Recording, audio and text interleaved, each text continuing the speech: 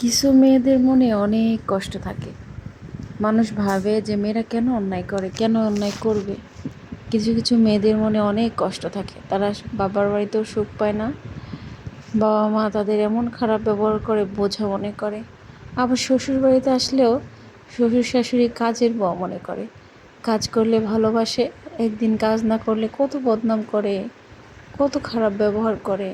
তারা চায় তার বউটা, ছেলের বউটা হোক মেশিন, টাকার মেশিন অথবা কাজের মেশিন, আর নয়তো অনেক গুণের গুণান্বিত। একটা মেয়ে ধরেন খারাপ হইলো, শ্বশুরবাড়িতে খাইতে পারলো না, শ্বশুরবাড়ির লোকরা অনেক খারাপ। সে শ্বশুরবাড়ির লোকের দোষ হয় না, দোষ হয় ধৈর্য ধরে খাইতে পারে নাই, মেয়েটা ভালো না, ধৈর্য নাই, সংসার করতে পারলো না, মিলা খাইতে পারলো না। একটা মেয়ে পরে আত্মহত্যা করে। একটা মেয়ে কতটা কষ্ট পাইলে এই কাজটা করে একটা মেয়েই জানে।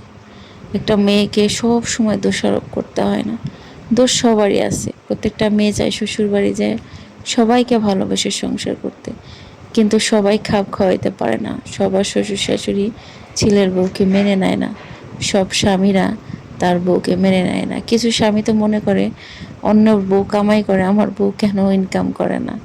মানে সবাই কেমন জানি বউয়ের কাছ থেকে শুধু চাই আর চাই, চাই আর চাই। দুগা ভাত দেয়, ভাতে কাপড়ে পালে, তার উসুল কাজ করেও নিয়ে তাদের হয় না।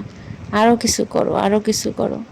আসলে বাংলাদেশে কি সব মেয়েরা প্রাপ্য সম্মান পায়? একটু সত্যি করে বলবেন।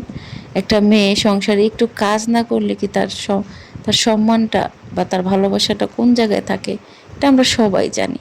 একটা মেয়ে যত গুণী হয়, যত কাজ পারে, তার ততটুকু সম্মান। যত বাপের বাড়ি থেকে নিয়ে আসতে পারে, তার ততটুকু সম্মান।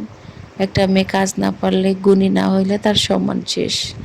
এটা আমাদের বাংলাদেশের প্রচলিত রীতিনীতি। প্রত্যেকটা মেয়ে এইসব ধৈর্য ধরে খাইতে পারে না। পরে দেখা যায় কারো সংসার টিকে, কারো সংসার টিকে না। আবার কেউ কেউ দেখা যায় এই দুনিয়া থেকেই চলে যায়।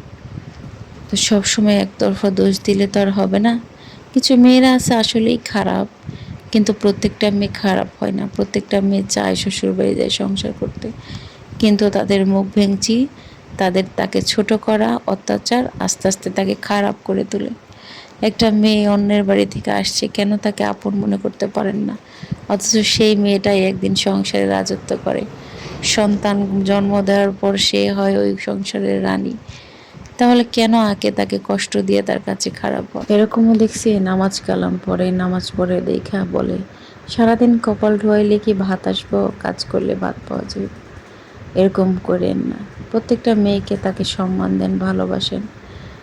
আল্লাহর ইবাদত করলে ইমানদার একটা মেয়ে যদি পান, তাকে সম্মান করেন, তাকে বোঝান, শিখান।